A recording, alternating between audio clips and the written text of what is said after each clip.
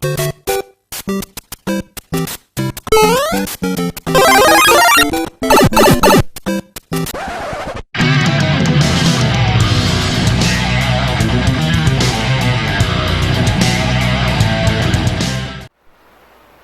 aí, galera, vamos lá, né? Direito civil, parte geral, pessoas e bens.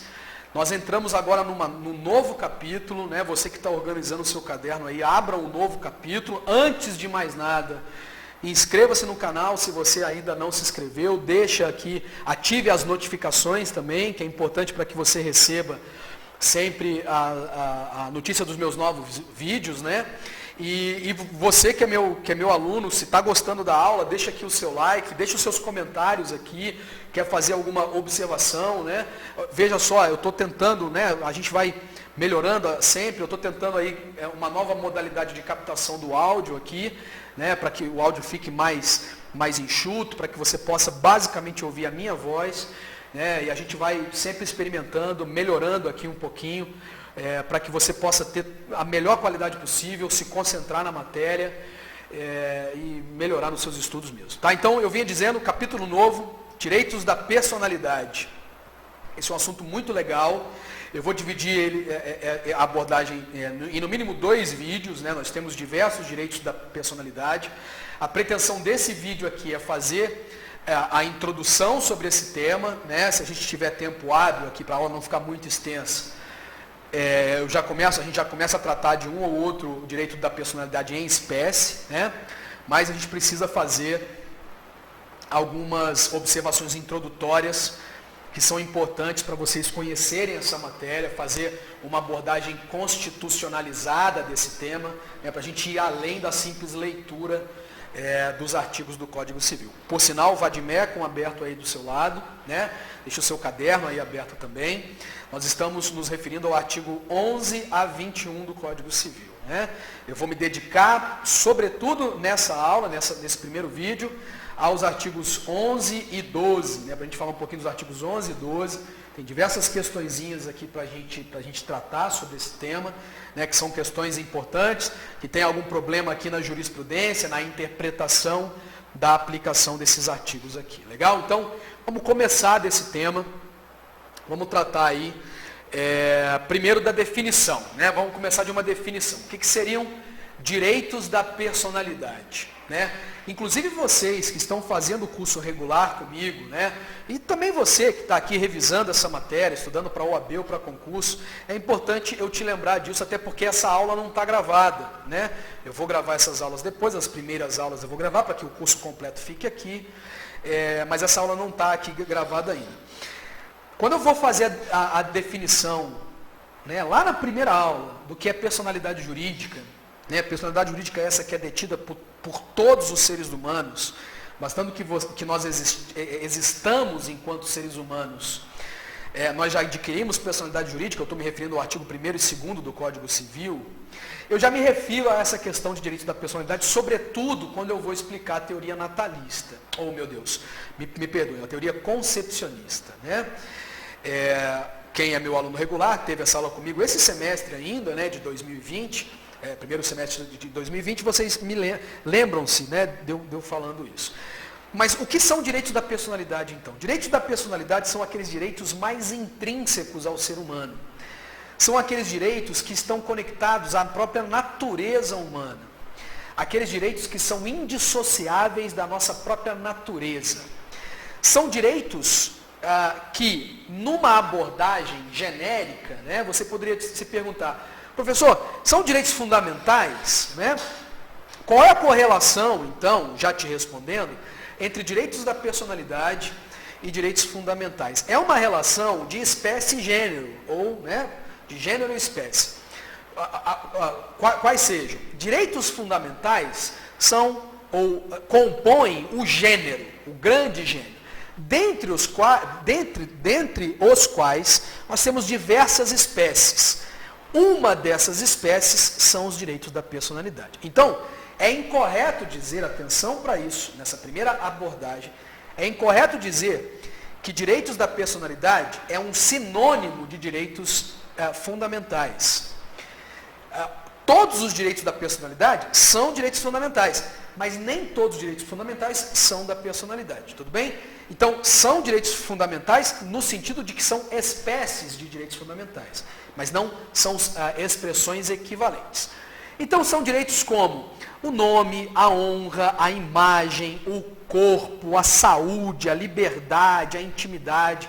Vejam que todos esses são direitos que estão tão arraigados à nossa própria natureza, que nós não chegamos a cogitar a possibilidade, me perdoem, nós não chegamos a cogitar a possibilidade da nossa própria existência sem eles, né? Nós, inclusive, levo vocês a um raciocínio, faço até aqui uma colocação um pouco mais lúdica, né? Alguns filmes até exploram essas questões, né? Me lembro de um filme aqui, que fica a indicação para que vocês assistam, né? É um pequeno suspense, mas que no fundo tem uma discussão sobre direitos da personalidade e, por que não, direitos fundamentais, né? Me refiro ao filme chamado O Quarto de Jack, né? E eu vou usar o exemplo desse filme, então, no intervalo de aula, não vai largar a aula para assistir o filme, pelo amor, deixa de ser anjo, né? Primeiro assiste a aula e depois você, no momento de recreação, naquele momento que você realmente merece e a gente precisa, sobretudo nesse momento que nós estamos passando, essa aula está sendo gravada, né, para você que está assistindo aí no momento futuro, essa aula está sendo gravada num período que o nosso país como um todo, o mundo como um todo, enfrenta o vírus, né, conhecido como Covid-19, a doença conhecida como Covid-19, o vírus transmitida pelos vírus coronavírus. Então a gente está num momento de isolamento social aqui no Brasil, até uma grande discussão sobre se esse isolamento é pertinente ou se não é, né? E o filme trata um pouquinho sobre isolamento, na verdade trata basicamente sobre isolamento lá, entretanto o isolamento forçado, né? Por isso que eu faço essa correlação. E também digo o seguinte, nesse momento de isolamento você não vai querer ficar só estudando, a gente precisa também relaxar um pouquinho, aliviar um pouquinho essa tensão. Então, no intervalo entre um estudo e outro, assista o Quarto de Jack e tente fazer essa correlação, né, com a nossa aula aqui de direitos da personalidade, tá? Mas eu vinha dizendo, são direitos tão intrínsecos que a gente não consegue imaginar a nossa existência sem eles. Por isso que eu me lembrei do filme, né? E quando a nossa existência, ou quando esses direitos são ameaçados, né, são atacados, a nossa própria existência enquanto seres humanos está sendo atacada também, né? Para que você perceba essa natureza. Então, a definição, quem está anotando aí no caderno, a definição nós acabamos de fazer. Segundo tópico, o tópico da natureza desses direitos, né? Que tipo de direitos são esses? E aqui a grande discussão, pessoal, né? Uma discussão que com segurança eu posso te dizer que hoje está superada, apesar de nós estarmos passando no mundo como um todo um momento de, eu quero dizer retrocesso, mas vou dizer resgate. Um momento de resgate de algumas teorias já superadas, né, sobretudo o justpositivismo, né, um momento de retrocesso quanto a direitos e garantias fundamentais e os próprios direitos humanos, né, mas posso dizer, então, com certa segurança, que esse debate já está superado. E que debate que é esse? É um debate que surge, então, da seguinte colocação, ou da seguinte confrontação. Esses direitos pré-existem ao próprio ordenamento jurídico, ou seja, eles são anteriores à própria lei, ou esses direitos só existem quando a lei expressamente os declara. E mais, só seriam aqueles que a lei expressamente assim disser que existem. Então nós temos aqui basicamente duas correntes. Uma corrente, então, que nós vamos chamar de jusnaturalismo. Você que está no primeiro período de Direito, começando a sua graduação, certamente lá em Introdução ao Estudo do Direito, ou em Teoria Geral do Estado, você enfrenta este debate, principalmente em Teoria do Direito ou História do Direito. Então, a primeira corrente é o jusnaturalismo e a segunda corrente é o juspositivismo, né? Então, o que vai dizer o jusnaturalismo? Qual é a resposta que o jusnaturalismo nos entrega quanto aos direitos da personalidade? É a seguinte resposta. Os direitos da personalidade, eles estão conectados ao próprio ser humano. Eles estão arraigados na própria natureza humana, fazem parte do código genético do ser humano. E por isso mesmo são anteriores à própria lei. Cabendo ao ordenamento jurídico tão somente reconhecê-los e garanti-los, protegê-los. Tudo bem? Então, para a corrente justnaturalista, os direitos da personalidade são anteriores à própria lei. O que a lei faz é tão somente declará-los e reconhecê-los. Mais do que declará-los, reconhecê-los e protegê-los, garantindo-os. O justpositivismo vai dizer o contrário, que não existe direito, enquanto ordenamento, sem a lei.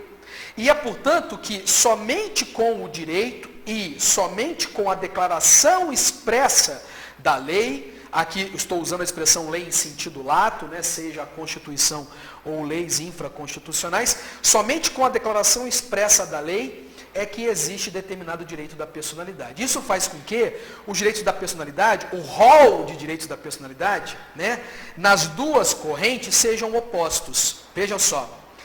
Para o justnaturalismo, o rol de direitos da personalidade declarado em lei é tão somente um rol, uma lista exemplificativa, significando dizer que outros direitos da personalidade podem surgir, mesmo que a lei não os expressamente declare. Né? Exatamente porque os direitos são anteriores à própria lei, arraigados à própria natureza humana, a sua existência não depende da declaração da lei. Então, se a lei declara ou não, isso pouco importa, fazendo com que a lista de direitos da personalidade que a lei declare seja uma lista meramente exemplificativa.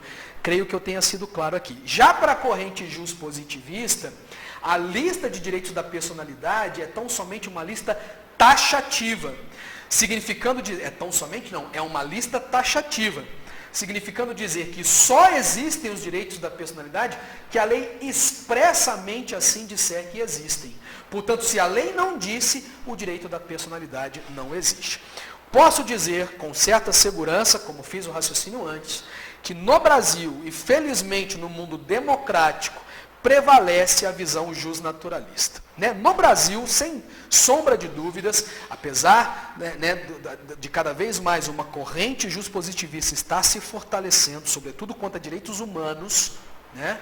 E os direitos da personalidade são também espécie ou subespécie de direitos humanos, no Brasil ainda hoje, 2020, março de 2020, prevalece a visão justnaturalista, sobretudo pelas produções jurisprudenciais mais recentes do STF, né, que reconhece a existência de direitos da personalidade, ainda que eles não estejam expressamente previstos em lei. E que faço votos, rogo a Deus ou a qualquer outra entidade, que isso permaneça assim por muito e muito tempo. Né? Então, a natureza, segundo tópico, a natureza dos direitos da personalidade pode ser encarada por duas correntes, justnaturalismo ou justpositivismo, né? Eu já fiz a definição de cada uma e os comentários, né? E no Brasil atualmente prevalece a corrente justnaturalista. Legal? Então o segundo tópico foi esse. Terceiro tópico, características do direito da personalidade, e agora nós vamos nos remeter à lei, vamos lá para o artigo 11 do Código Civil, todos vocês vão então me dar licença, vão me permitir ler a definição do artigo 11. Veja o que diz o artigo 11. Com exceção dos casos previstos em lei, os direitos da personalidade são intransmissíveis e irrenunciáveis, não podendo ainda o seu exercício sofrer limitação voluntária. Legal? Então, o artigo 11, apesar de não ser muito claro, a redação não é muito boa, não é muito objetiva, né? Mas ela nos ajuda bastante. Então, quais são as características dos direitos da personalidade? Anotem para vocês que anotam aí. Vamos lá, passo a passo.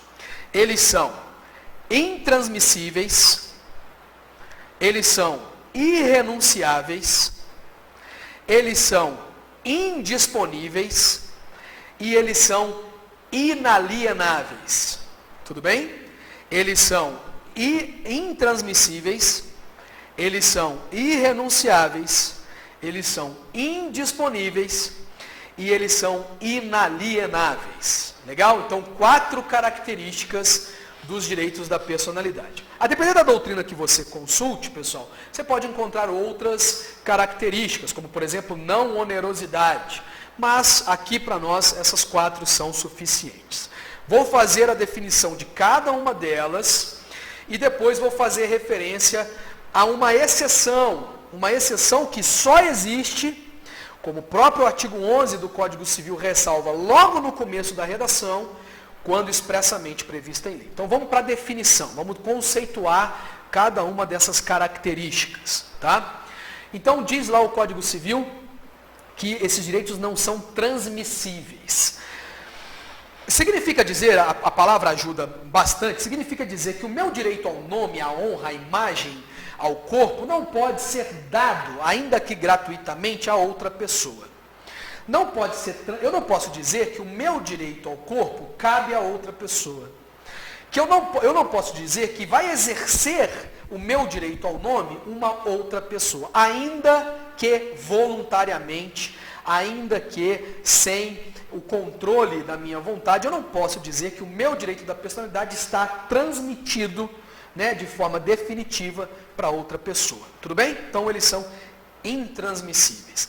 São também irrenunciáveis, dizendo que eu não posso abrir mão, né, eu não posso dizer, olha, não tenho mais direito ao nome. Veja só a diferença entre intransmissibilidade e irrenunciabilidade. Quando eu falo de transmissibilidade, eu falo de transmissão para outra pessoa. Quando eu falo em renúncia, eu falo em renúncia pura e simples. Também não se pode simplesmente dizer, seja por declaração de vontade absolutamente voluntária, eu não posso dizer a todos e a quem interessa a posse que a partir de hoje o meu nome não mais me pertence, ou a minha imagem não mais me pertence, ou o meu corpo, eu não tenho mais direito ao corpo. Disse o Código Civil, então, que assim como a Constituição, apesar de não fazer isso de maneira expressa, assim como lá no direito constitucional, para vocês que estão estudando as 2 disciplinas ao mesmo tempo, ou vocês que já estudaram direito constitucional, assim como a gente diz lá também, quando a gente estuda direitos fundamentais. Né? A gente também faz essa colocação lá.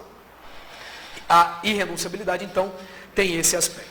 Indisponibilidade significa dizer que os direitos da personalidade não podem ser objetos de negócios jurídicos, seja qual for a sua natureza, como vocês não estudaram, para vocês que não estudaram ainda, seja eles negócios jurídicos onerosos ou gratuitos, né?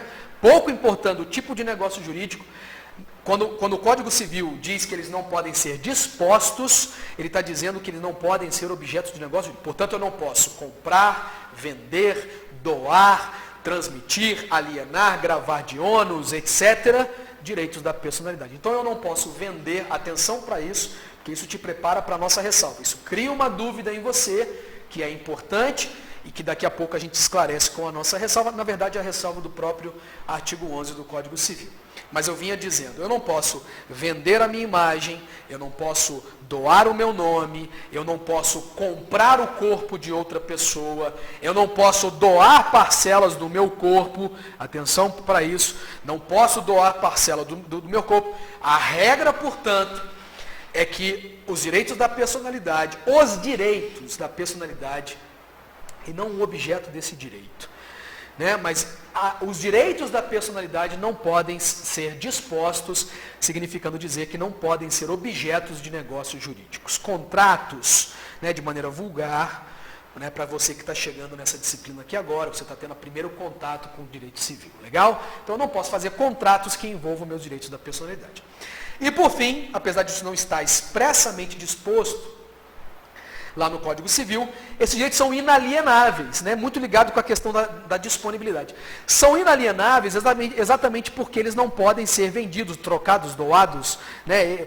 Eu não posso, de maneira parcial ou total, dispor desses direitos, sobretudo de maneira onerosa. Esses direitos, portanto, são inalienáveis, significando dizer, pessoal, e aí eu posso trazer uma quinta característica, essa é muito legal também, me lembrei aqui agora, e quero que você anote aí, como quinta característica, esses direitos são imprescritíveis, isso é muito legal, né, que faz até referência ao filme Quarto de Jack, que eu me lembrei no começo dessa aula. Então, vamos falar um pouquinho disso aqui, que isso é muito legal também. Quinta característica, esses direitos são imprescritíveis. E o que significa dizer isso? Significa dizer que o não exercício desses direitos por quanto tempo for, ou seja, seja quanto tempo, passe quanto tempo for, de uma pessoa sem o exercício desses direitos, a passagem do tempo, o decurso do tempo, não vai extinguir, não vai fazer com que esses direitos desapareçam. Então esse é o aspecto da imprescritibilidade. O que significa dizer que os direitos da personalidade são imprescritíveis. Significa dizer que passe o tempo que for, esses direitos continuam existindo, ainda que o titular desses direitos, a pessoa, que o titular desses direitos não o exerçam. E o exemplo do quarto de Jack é muito nítido para mostrar isso. Veja só, vou dar spoiler para algumas pessoas aqui, mas é didático, né? E depois você vê o filme e confirma o que eu estou te dizendo. O menino, o Jack, no filme, nasce no quarto. Portanto, ele nunca exerceu com plenitude diversos dos seus direitos da personalidade. Sobretudo o direito à liberdade. Liberdade ao próprio corpo, por exemplo. O Jack, mesmo tendo nascido no seu quarto, suponhamos que ele passe lá 20, não é o caso do filme, mas que ele passe lá 20, 30, 50 anos, nasceu preso a um quarto, a um cubículo, e ali está 50 anos sem exercer o seu direito da personalidade. Eu pergunto, de liberdade, continua tendo ele o direito da personalidade, todos os seus direitos da personalidade, mesmo que ele nunca tenha exercido com plenitude todos eles? E a resposta é positiva, a resposta é sim, exatamente porque esses direitos são inalienáveis e são imprescritíveis. Legal demais esse assunto, né, pessoal? Muito bom mesmo. Tudo bem? Então, a título de característica, o nosso terceiro tópico foi esse, características dos direitos da personalidade. Vamos lá. Quarto e último tópico dessa aula, que é a questão da proteção, né, desses direitos, o exercício desses direitos.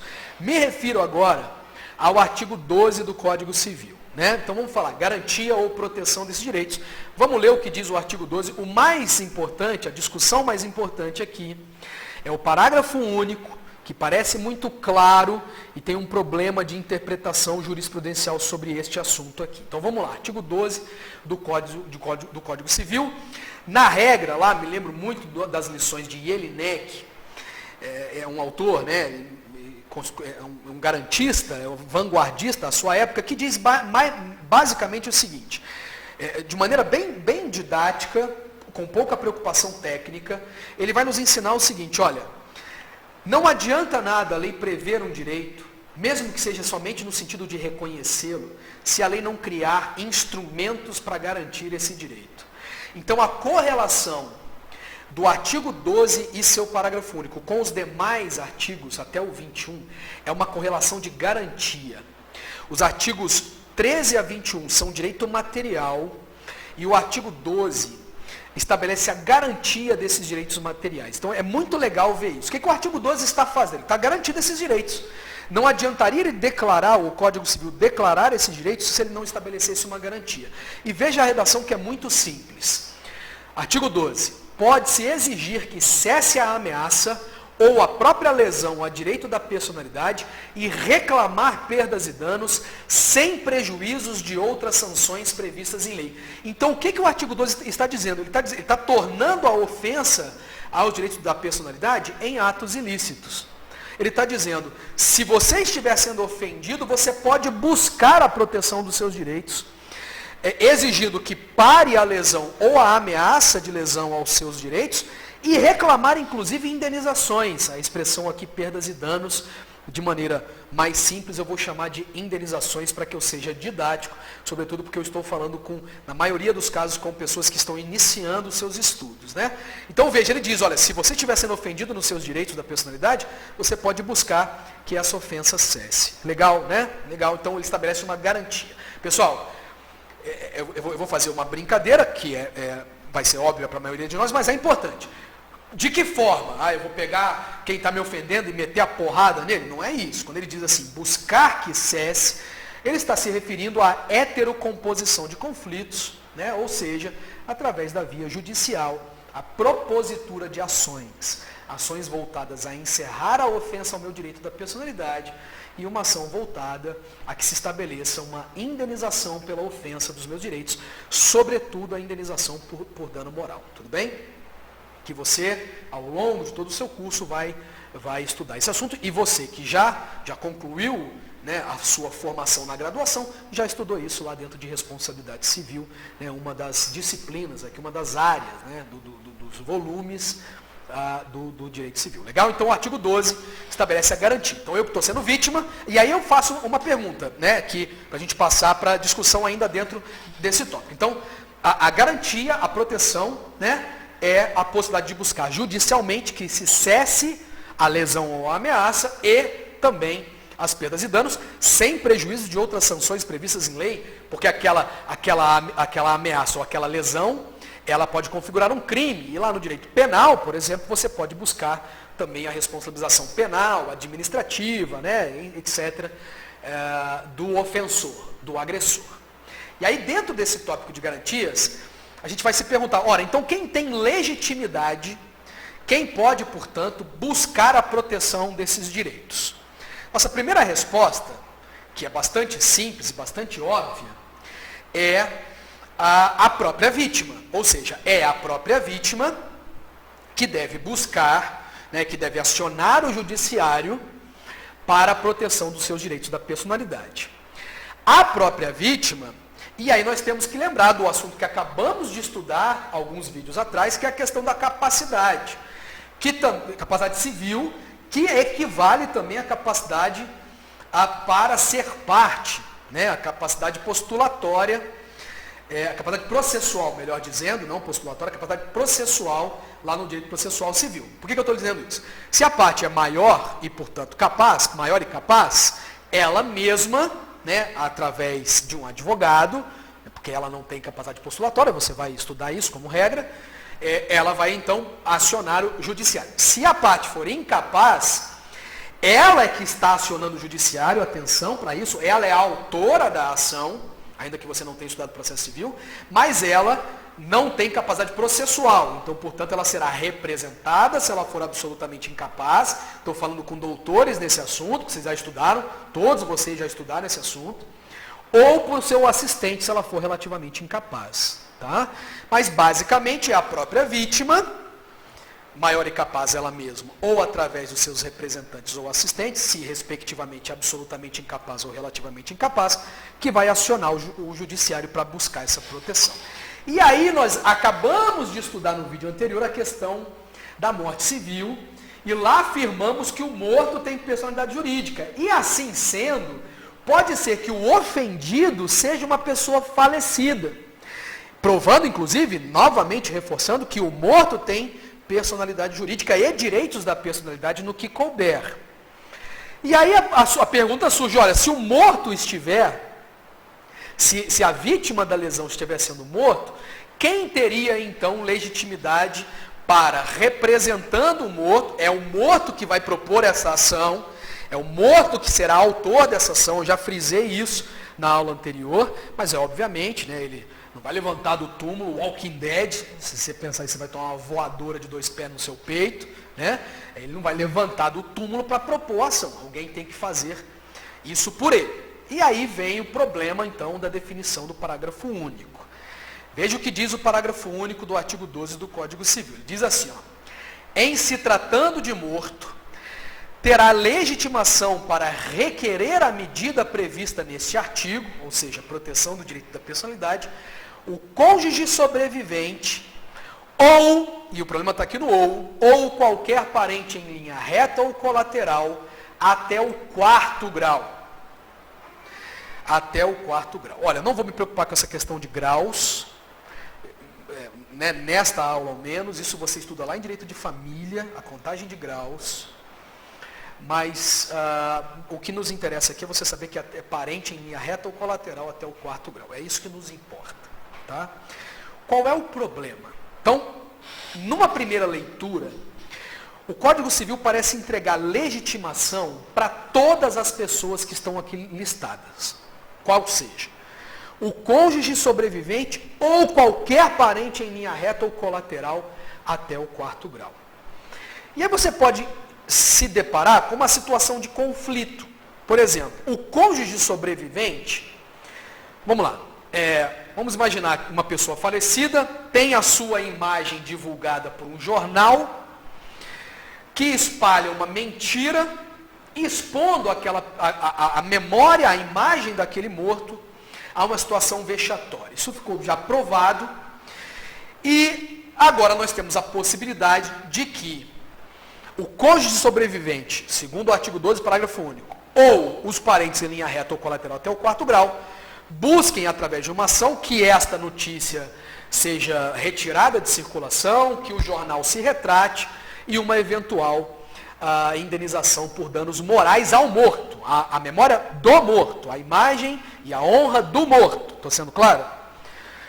Mas a esposa ou o esposo, o cônjuge sobrevivente, há um detalhe. Quando você lê cônjuge, importante, isso se aplica ao companheiro. Hoje não existe, assim, basicamente nenhuma diferença mais, sobretudo depois de uma decisão do STF em 2017, que tratou de uma questão sucessória apenas, mas hoje não existe mais basicamente nenhuma diferença entre cônjuge e companheiro, tá? Então quando você lê cônjuge, não se esqueça do companheiro, né, que é aquele que vive em união estável, para eu ser o mais didático possível. Então você pode se encontrar numa situação, nesse exemplo que eu estou dando, que o cônjuge ou o companheiro não querem propor ação, querem esquecer esse assunto, não, larga para lá.